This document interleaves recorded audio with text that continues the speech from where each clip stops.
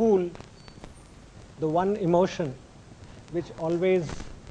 came to me as soon as I heard the word school was that of fear. As a child, I always wondered if there was any school which would actually excite me enough to leave my home and go and study. I always wondered as to when the bell would ring so that I could get back home. And then, many years later, I happened to become the Additional Municipal Commissioner of the Municipal Corporation of Greater Mumbai, where I had the portfolio of education allotted to me, more by accident than by choice. In the very early days, I realized that it was a pretty large education portfolio. We had about 1,330 schools. We had about 450,000 kids, about 16,500 teachers, 400 odd buildings with lots of high court cases as to how those buildings should be kept so that the children could learn in that environment. And over and above that, a set of elected representatives who had to take decisions on a large number of issues which mattered to these students, or these children who came to our schools. As I visited these schools, I realized that the challenge was a lot more than just the numbers. These kids were coming from the poorest to the poor state of the society, where school was perhaps the best environment that they could get for learning, because their homes hardly had any opportunity for learning. A large number of them were kids of migrant laborers, and hence did not even know if they were going to complete the session in the same school in which they went. I must also say here that in these schools, almost everything which a kid needs was provided for by the municipal corporation, other than perhaps learning, for which most of these kids went into. And when I say this, what I mean is that we were providing them with food, with school bags, with shoes, socks, water bottles, books, pencils, pens, and yet the results on learning outcomes were very, very poor. And this was reported through a large number of studies conducted by third-party assessment.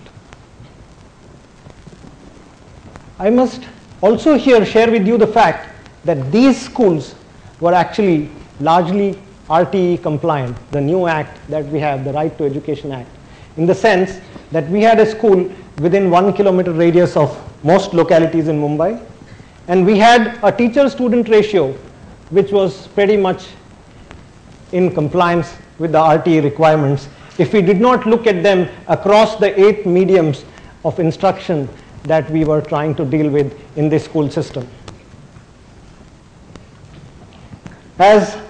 I got to know more and more of these teachers and the students in the schools, I realized that there was a huge social gap between the teacher and the student, and hence most of these teachers, or rather none of these teachers actually, sent any one of their children, their own children, ever to these schools which they were teaching in, and for that matter to any of the municipal schools across the city. A bunch of us got together and thought that was there a way out to find out as to how we could inspire these teachers to send the students, to send their own children back to these schools? Could we actually create a school which would be exciting enough for these teachers and headmasters to start looking at in terms of learning outcomes? And while we were doing this,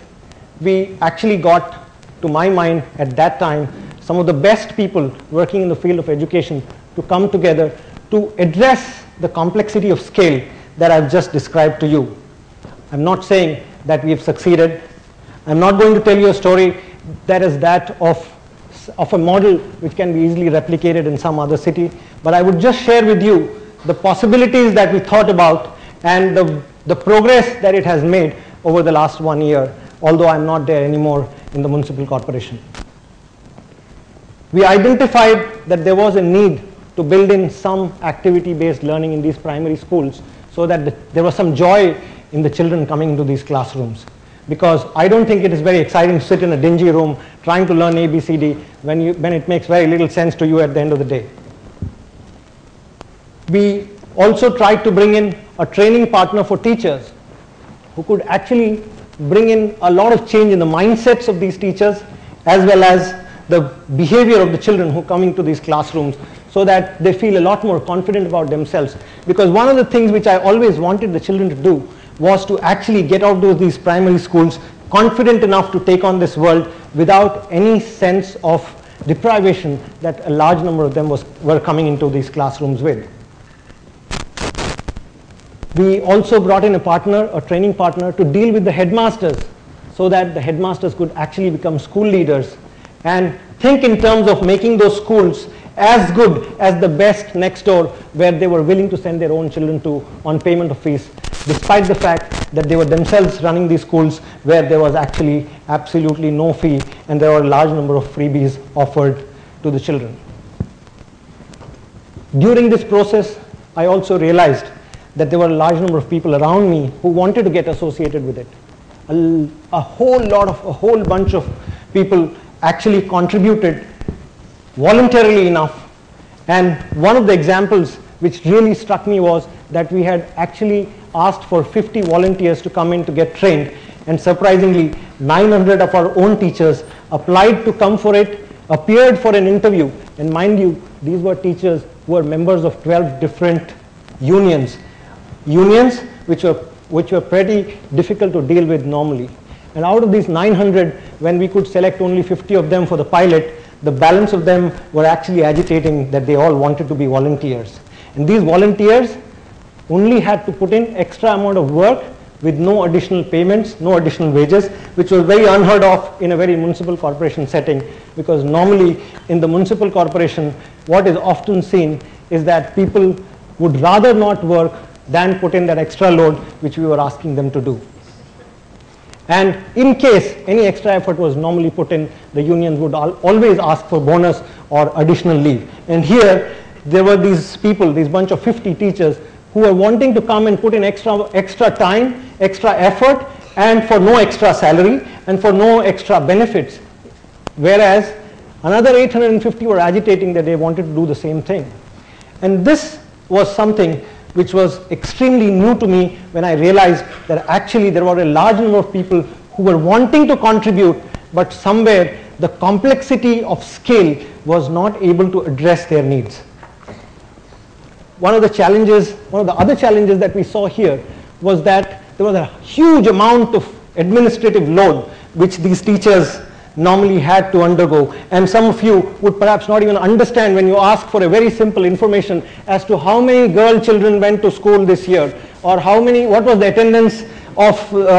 children below 6 in standard 7th of Mumbai Municipal Corporation schools. These are the kind of information which people ask for under the Right to Information Act, and this information is churned out day in and day out by the teachers and headmasters, and they hardly have the time to actually contribute to improvement in learning outcomes. As we understood these challenges, we also realized that maybe some amount of technology could be built into it, and we had a lot of support in terms of corporate support to get this technology into place in these schools, and that technology was supposed to have reduced the workload of these teachers in doing some of the very routine and mundane tasks which they were all involved in. This is a work in progress. This is something which all of you have to get involved in directly, because the complexity of scale is very different from dealing with individuals. And when you deal with scale, you build in a whole lot of rules, regulations to ensure that you actually are fair, you have practices which are very similar, which work similarly on each one of us, and that makes it so much more complex, because as most of the people who presented here told a story of each individual being very, very individual, being very special, and each individual needs to be addressed very, very specially, but the scale at which you operate in municipal schools, in government schools, is so humongous, is so big and so complex that until and unless each one of us actually puts in our heart and soul in thinking about solutions, I don't think any one of us would be able to solve this whole riddle of transforming education. And this challenge I am placing at at the feet of all of you who are sitting here, because it's a lot more easy to deal with individuals, it's a lot more easy to deal with specialized subjects, but it is a lot more complex to deal with this whole range of 450,000 kids who do not actually show up anywhere. The schools do not have any names, and these children are only seen in terms of numbers, are only seen in terms of their attendance registers, and hardly do we ever realize that these are the ones who contribute to the bulk of the population of this country. Thank you very much.